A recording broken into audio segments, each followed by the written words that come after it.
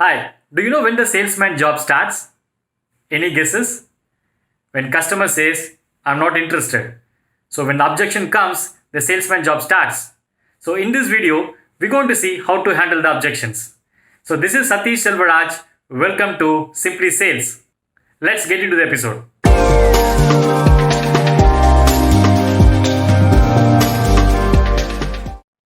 In this video, we're going to see three important points: preparation, understanding, and handling the objections. So let's start with preparation. On a preparation, I'm going to share 5 key points. You make sure these details you should have before getting into the finalization meetings. The first one is common objection of your product or service, as simple as FAQ. The second one is if it's existing customer, you should have a complete database about the customer that start from your previous purchase order. The third point is prepare a competition chart with you and your competitor. Mostly if it's physical copy, it will be more helpful. And the third one is benefits for the customer in terms of written. What is the payback calculation? What is the benefit? More graphical representations. It will be more useful. Again, it should be a physical copy and as well as a PPT.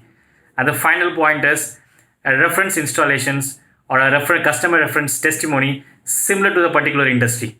So you make sure all these details you should have it before getting into the meeting.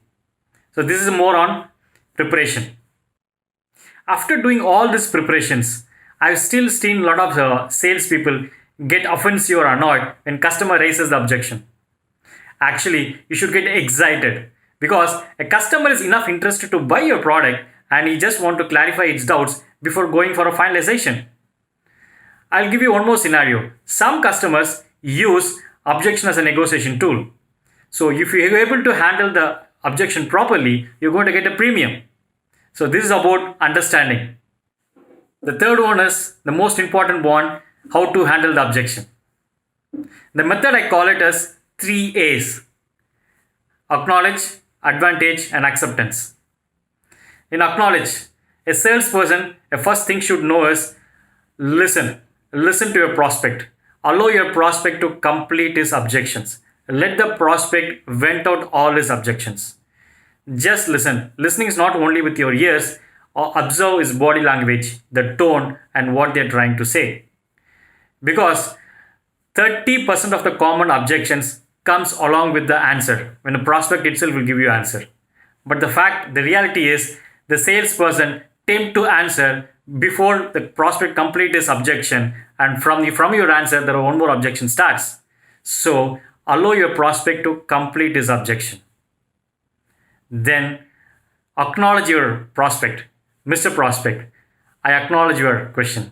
I acknowledge your concern. If I'm in your shoes, I would have raised the same concern.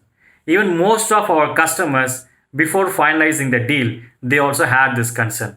So acknowledge the objections of your prospect. So once you acknowledge the question, also try to understand what is the question behind the objection. There is two parts which you have to play. One is listening. The second one is understanding. So first listen, acknowledge, then and try to understand what is the question behind this objection and why this objection has come, for what. So these are things you should do first. The next comes advantage. You give your explanation more onto a customer benefit or what customer going to get out of this product or service with your charts, with your graphical representations, and explain him what is the benefit you're going to get out of it. The third point is get acceptance from your prospect. Whatever objection he raised, get acceptance from your prospect. So this method I call it as acknowledge, advantage, and acceptance. Let me give you an example. Let's say I'm having a food app like Uber Eats, something like that, and I'm going to approach a traditional businessman, maybe a restaurant who's a traditional kind of business they do, like a traditional marketing way. So when I'm going to approach them, they're going to say, I'm not interested in all this digital marketing. It's not going to work out. I have my own set of customers who really walk into my restaurant. So my reply is going to be, Mr. Prospect, I completely agree with you. If I'm in your position, I would raise the same concern. And even restaurants like you had a same doubt before getting into this business. So, for example, you have 50 seaters and you already have enough walk-ins for your restaurant. So, this is about expanding your restaurant virtually, having a one more 50 seaters without any physical presence. So, people who want to come into your restaurant, they're going to come anyway. It's about people who want to taste your food, who want to know about your food. Today, the world goes on digital marketing. So everyone use the Facebook, everyone use the app.